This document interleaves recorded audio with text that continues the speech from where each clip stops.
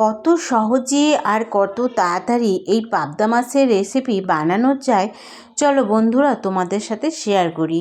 এখানে 4 পিস পাবদা মাছ নিয়েছি আর মাছগুলোকে খুব ভালো করে ধুয়ে পরিষ্কার করে নিয়ে সামান্য সর্ষের তেল আর পরিমাণ মতো হলুদ গুঁড়ো আর লবণ দিয়ে খুব ভালো করে মাখিয়ে 5 মিনিট মতো রেস্টে রেখে দেবো।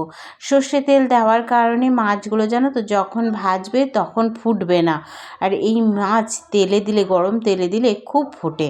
ওই জন্যে সর্ষের তেল দিয়ে মাখিয়ে রেখে দিতে হবে। এবার গ্যাসে বসিয়ে দিয়েছি কড়াই, আর কড়াইয়ে তেল গরম করে নিলাম।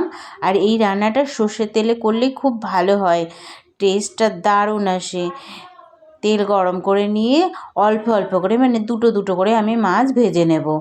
এদিকে একটা মশলা করে নিলাম, 1 ইঞ্চি মতো আদা, 5 চোকোয়া রসুন, এক চামচ সাদা সর্ষে, হাফ চামচ কালো সর্ষে আর 1 চামচ গোটা জিরে, 2টো শুকনো লঙ্কা দিয়ে খুব ভালো একটা পেস্ট বানিয়ে নিলাম।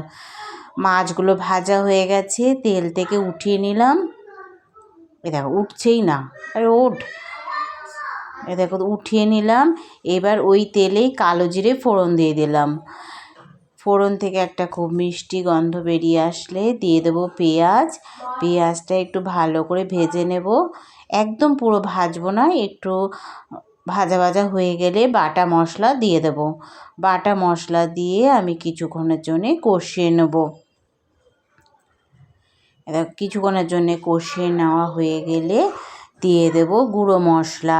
আর গুঁড়ো মশলার মধ্যে ছিল হলুদ গুঁড়ো, কাশ্মীরি লঙ্কার গুঁড়ো, পরিমাণ মতো লবণ আর স্বাদ মতো চিনি দিয়ে খুব ভালো করে কষিয়ে নেব।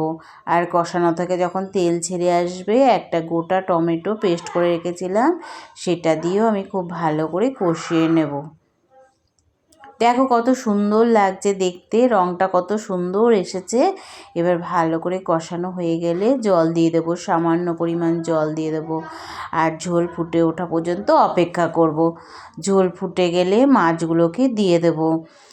দেখো দুটো দুটো করে মাছ আমি আস্তে আস্তে দিয়ে দিলাম। আর মাছের ভেতরে যতক্ষণ না গ্রেভিটা ঢুকছে ততক্ষণ একটু ফুটিয়ে নেব। আর ওপর দিয়ে ঝাল যে যেরকম খায় সেই পরিমাণে লঙ্কা দিয়ে দেবে। আমি এখানে 4 পিস লঙ্কা দিয়েছি, লঙ্কা চেরা ছিল। এই দেখো মাছটা তো রান্না কমপ্লিট হয়ে গেছে। এটা দিয়ে গরম গরম ভাত দুর্দান্ত লাগে। তোমরাও বাড়িতে বানাবে আর কমেন্টে জানাবে কেমন হয়েছিল খেতে। আর আমি একটা পাত্রে ঢেলে নিয়ে গরম গরম ভাতে পরিবেশন করে দেব। ভিডিও ভালো যদি লাগে তাহলে একটা লাইক কমেন্ট শেয়ার করে দিও, আমার চ্যানেলটাকে সাবস্ক্রাইব করে দিও। আজকের মতো টাটা।